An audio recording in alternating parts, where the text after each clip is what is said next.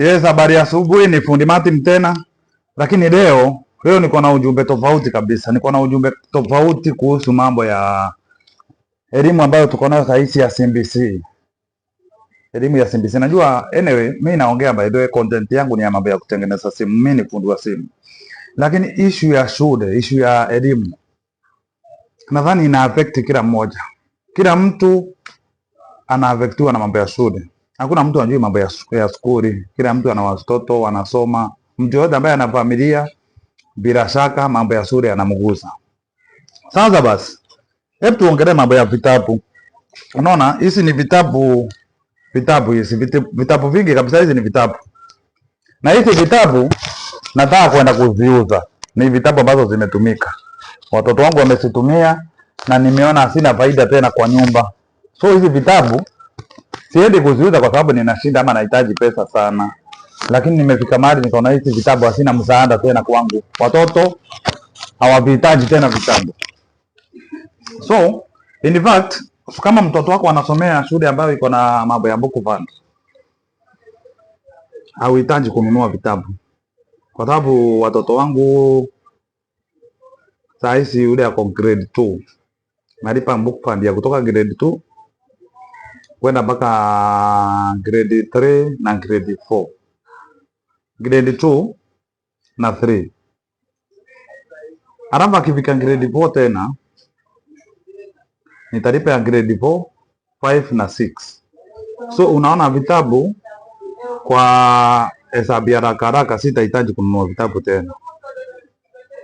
Story nyingine ni kuwa vitabu pia zinabadilika.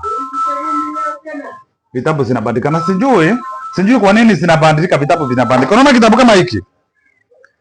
Hiki kinaitwa Normal Movement Activities Runners Book 3. Hii ni grade 3. Hizi vitabu unakuta zina change. Na sababu kubwa ya vitabu kubadilika,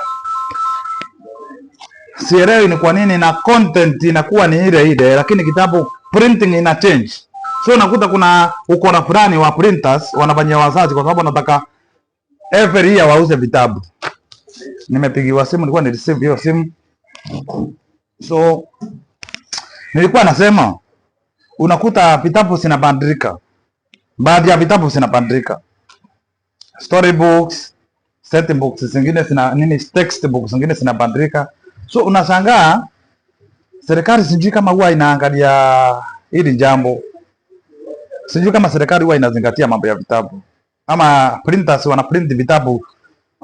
Yaani huo muongozo wanautoa wapi? Maana unakuta vitabu vya grade 1, 2, 3, 4, 5, 6 vitabu vinabadilika. Kuna zingine zinabadilika. Completely zina change. Lakini content ni ile ile. Arrangement ya hiyo kitabu ndani inakuwa wameibadilisha kabisa. Lakini content inakuwa ni moja. Sasa unashangaa kwa nini wabadilisha kitabu? Siri kubwa hapo ni gani? Si ni kuibia wazazi tu, ni kufanyia Mkenya wa kawaida ambaye ana usemi na hawezi kuongea kasikika biashara. Kumfanyia Mkenya wa kawaida biashara. So, mlikuwa ninasema hivi. Hizi vitabu naona niko nazo. Ni vitabu vingi kabisa, vitabu vingi. Almost 20 books. Hizi vitabu. Na sitaki mtu anitafute ati anataka kununua. Nimesema siziuzi kwa sababu nahitaji pesa sana. Hizi vitabu niko na order nazo. Kuna mahali na mtu nampelekea na yeye aende asaidie watu wengine nazo. Unaona? Bajapo atanunua si ati ni bure, lakini si ati nasipika mnanda. Vitabu ni vingi.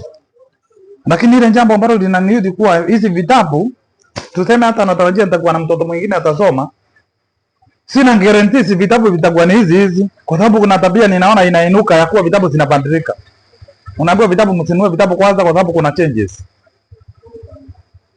Kama ni target ndio hii target kama hii. Hii ni target ya grade 5. Hii saizi nimenunua grade target mpaka ununue. Nimenunua target ya grade ngapi? Ya grade 6. Hii ni ya grade 5. Unaona? Ni target ya grade 5. Target nadhani haibadilika, haina kubadilika. Na ni kitabu ambacho kiko ghali, maana ni 1000 na ni 1000 plus. So hii issue ya vitabu kubadilika, vitabu vina change. Inakuwa viko na tofauti na content ni moja iko ndani. Nashangaa hata saa hizi Mberio Kipsang. Mberio Kipsang nasikia alitoka kwenye, ni kama alivutwa kazi. Serikali ilimtoa ikaweka mtu mwingine. Na wale ndio pioneers wa CBC. Mberio Kipsang, kulikuwa na huyu mwenye alikufa Profesa Magoa. Kuna Matiang'i, tuseme Matiang'i si rafiki hii serikali iliyoko kwa sasa, alikuwa hawezi kupata nafasi kwa sababu ya mambo ya politics. Lakini wale ndio pioneers wa CBC. Basi kama Matiang'i hayuko, Magoa alikufa, Mberio Kipsang, PS wa elimu mbona walimtoa? Wameweka mwingine ambaye hata saizi mimi sijui ni nani, by the way. Maana si mtu ambaye ni si mtu yani sijui, yani simjui mimi, kwa kifupi niseme hivi. Hata waziri wa elimu anaitwa Kambo ni Migosi. Uliza hata wanafunzi wengi wajui waziri wa elimu ni nani, kwa sababu ni mtu wako chini, mtu yuko mtu kwa ground yaonekane sana kwa ground yaonekane sana. Lakini ukiuliza mtu kama Magoa,